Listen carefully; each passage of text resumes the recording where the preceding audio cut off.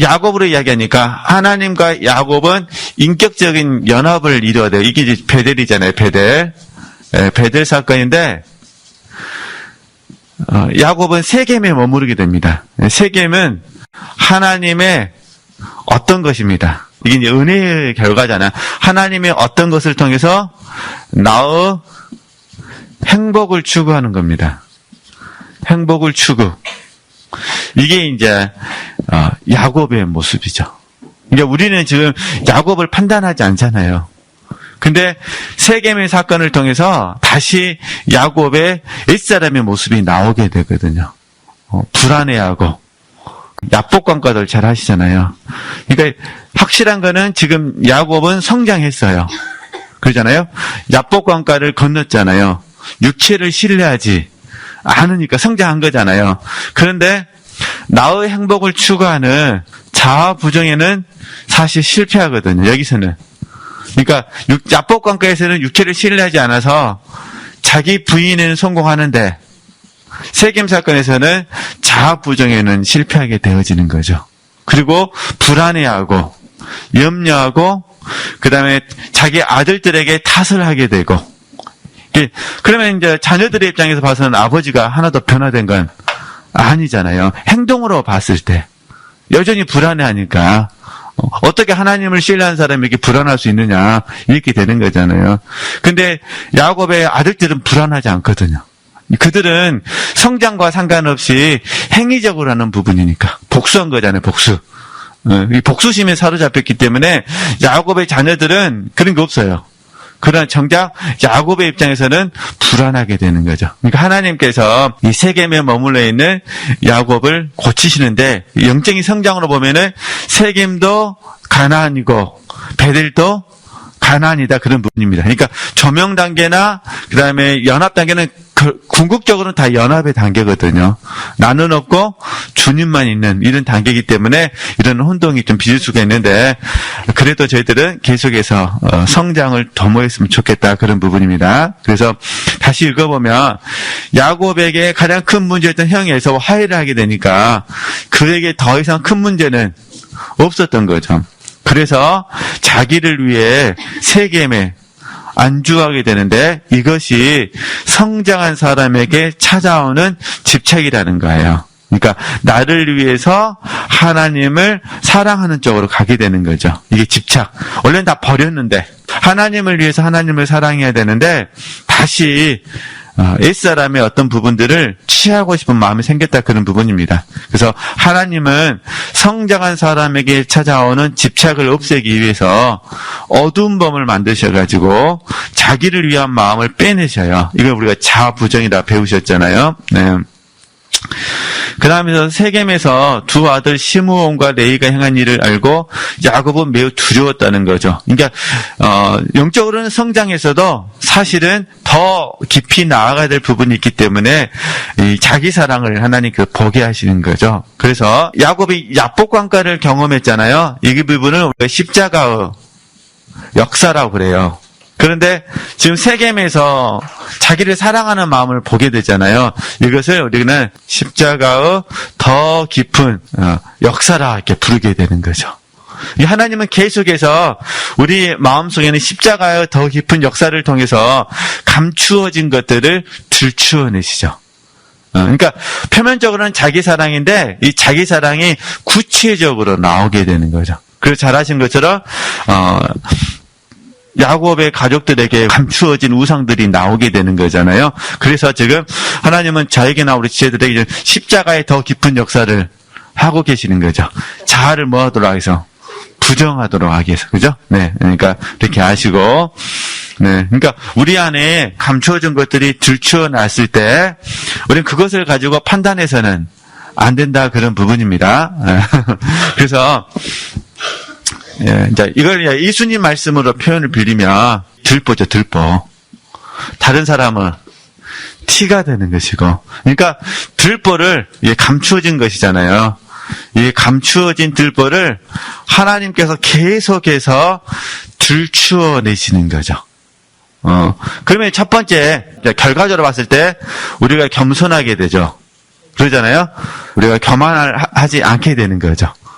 그 대신 이게 율법으로 가시면 안 됩니다. 그게 아니라 성령의 조명하심 속에서 계속해서 우리 마음속에 있는 들보를 보게 되어지면 우리는 겸손을 배우게 돼 있어요. 근데 궁극적으로 겸손은 탕감의 비유에서 나오거든요. 그러니까 내 안에 있는 이 들보를 계속해서 예수님께서 용서해 주시는 거예요. 그죠? 1만 달란트 빚진 자 이야기 잘 아시잖아요. 탕감해 주시는 거예요. 그러니까 우리 주님께서는 계속해서 내 마음속에 있는 들보를 용서해 주시는 거죠. 그리고 이제 우리에게 하시는 얘기가 뭐냐면 다른 사람의 눈에 있는 티, 이게 100데나리온이잖아요. 이 티를 용서하라는 거예요. 이 훈련을 계속 시키시는 거죠. 그러니까 우리가 탕감받은 이 부분이 알아지면 우리가 빚진 자라고 배우셨잖아요. 빚진 자. 그러니까 빚진 자로서 겸손이 되어지는 거죠. 그러잖아요. 아, 정말 내 안에 죄뿐이구나. 주님의 은혜가 없이는 하루도 살 수 없구나. 이렇게 알아지게 되는 거죠. 예, 겸손.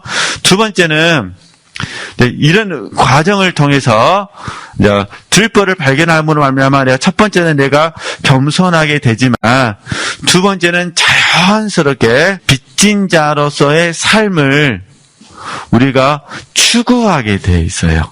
빚진 자로서의 삶을. 이게 헌신이죠, 헌신. 그러잖아요. 이제 탕감 비유로 말하면 사랑이죠, 사랑. 왜냐면은 적게 용서함 받은 자는 적게 사랑하고 많이 용서함 받은 자는 많이 사랑한다 하셨으니까 우리 이제 사랑을 우리는 헌신으로 좀 적용하고 있잖아요. 이렇게 우리가 한번 훈련해 보자 그런 부분이에요. 그러니까 우리 지체들께서 계속해서 들보를 보게 되면은 첫 번째는 뭘 발견하게 되고요? 겸손을 발견하게 되고 두 번째는요, 빚진 자로서의 삶을 발견하게 되는 거예요. 이 훈련들을 지금 하나님이 시키시고 계시는 거고 이 과정이 지금 야곱이 세겜 사건에서 경험했던 부분이죠. 그러니까 이걸 저는 이제 십자가의 더 깊은 역사라 부른다. 그죠? 그럼 이제 결과적으로 이제 이렇게 되면 세 번째 우리가 아는 말로 바꾸면 온전하게 되는 거죠. 온전하게 되는 거예요. 그러니까 첫 번째는 겸손을 유지하고 그다음에 두 번째는요, 사랑을, 헌신을 추구하게 되고 세 번째는요, 이 과정 속에서 온전해지는 거죠. 십자가만이 나를 변화시키는 거잖아요. 주님만이 나를 고쳐주시는 거니까 우리가 어떻게 이 들보를 고치겠어요? 티도 못 고치는데. 우리가 못 고치니까 말하는 거예요. 고칠 수 있으면 가서 고쳐주면 되죠. 근데 고칠 수가 없잖아요. 그러니까 그래서 어떤 이 원리들을 좀 지체들이 묵상하셨으면 좋겠고, 제가 느낀 게 그거예요. 마음속에서 오늘 제가 드렸던 이 말씀의 공과가 많이 묵상되어지셔야 돼요. 그래야 말을 통해서 우리가 용서의 말들이 나가게 되거든요. 근데 마음속에서 이렇게 깊이 묵상되지 않으면은 나도 모르게 내 의가 나가게 돼 있어요. 네.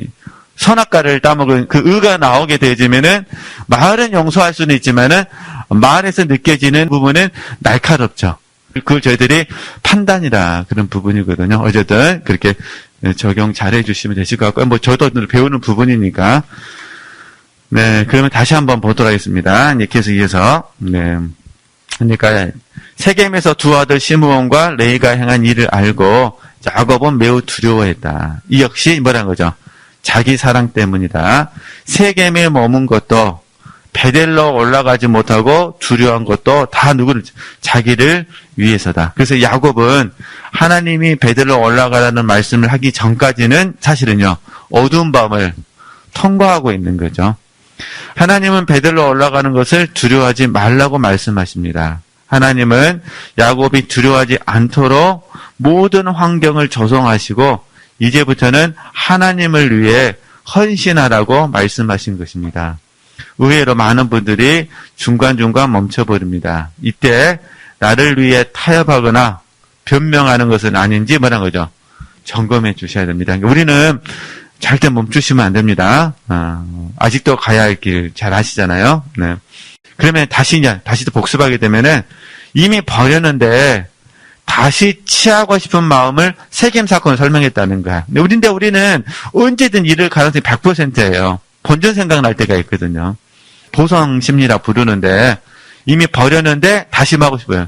취하고 싶은 부분입니다. 예. 그래서 순종과 헌신은 다 하나님의 뜻을 행하는 것입니다. 우리가 베델을 헌신이라고 부르는 이유는 나의 전부를 하나님께 온전히 드리기 때문입니다. 근데 사실은 하나님의 뜻을 행하는 거예요. 아니면 하나님이 베델로 올라가라고 하셨으니까. 그래서 헌신은 드림의 개념으로서 나 자신을 온전히 하나님께 드리는 것이고, 순종은 자원하는 마음으로, 즐거움으로, 기꺼이 단마음으로 유순하게 하나님의 뜻을 따라 하는 거죠. 행하는 것이고. 그래서 제가 말씀드린 야곱이 야복강을 걷는 것은 순종이에요. 물론 정확히 말하면 복종이죠. 그러잖아요. 베델로 올라간 것은, 베델로 올라가는 것 자체도 순종. 가서 제사를 드린 것은 뭐라는 거죠? 헌신. 이렇게 구분해보자. 구분 안 하셔도 상관없습니다. 그냥 이렇게 해보면서 우리의 성장을 좀 더 묵상해보자. 그런 의미니. 그래서 그러므로 열심히 있다면 열정으로, 열정이 있다면요 순종으로, 순종이 있다면 헌신으로 되었으면 좋겠다. 그죠? 그래서 변화산에서 베드로가 여기가 조사원이라고 말한 것도 사실 같은 맥락으로 이해하면 베드로의 마음에 어떤 마음이 들었다는 거죠? 집착하는 마음이 들어왔다는 거죠. 이렇게 너무 좋아가지고. 네. 그 다음에 이제 12쪽에 가서요. 네. 사도 바울은 너무 잘하시잖아요. 열정이 대단한 사람이었잖아요. 네. 주님을 만나기 전에는 영적 지식이 별로 없었고, 그래서 하나님 앞에 그의 열정은 쓸모가 없었죠. 왜냐하면 그 열정으로 주님의 교회를, 주님을 핍박했기 때문에. 그런데 다메섹 도상에서 주님을 만나고 나서 그에게 영적 지식이 더해지게 됩니다. 그리고 열정적으로 복음을 전하게 됩니다. 그래서 사도 바울은 약할 때 강함이라고 고백했는데, 이건 이제 약할 때 강함이라는 그 문맥 안에서 바라보면 사실은 순종과 헌신을 말한 거거든요. 그는 자신의 약한 모습을 감사로 받았다. 그래서 사도 바울의 헌신 잘 아시잖아요. 골로새서 1장 24절. 주님의 십자가, 주님의 남은 고난을 내 몸에 채운다. 또 28절, 29절 말씀 너무 잘 하시고요. 하나님으로 인해 힘을 다해 수고한다. 그리고 헌신하는 사람의 특징은 충성이죠. 그래서 청지기는 잘 아시잖아요. 지혜롭고 충성된 종 그러잖아요. 그래서 다시 한번 열심히 열정으로, 열정이 순종으로, 순종이 헌신으로 더해져 갔으면 좋겠다. 이렇게. 그 다음에요. 우리가 성장하면 하나님은 성장한 만큼 책임져 주십니다. 그러면 나도 모르게 성장한 것을 붙잡고 여기가 조싸우냐 하는 마음이 듭니다. 이게 우리 육체의 마음이에요. 그래서 이 부분은 조심하셔야 된다는 거. 다시 집착하는 마음이 생겨가지고 그 자리에 머물고 싶은 유혹이 찾아오는 거예요.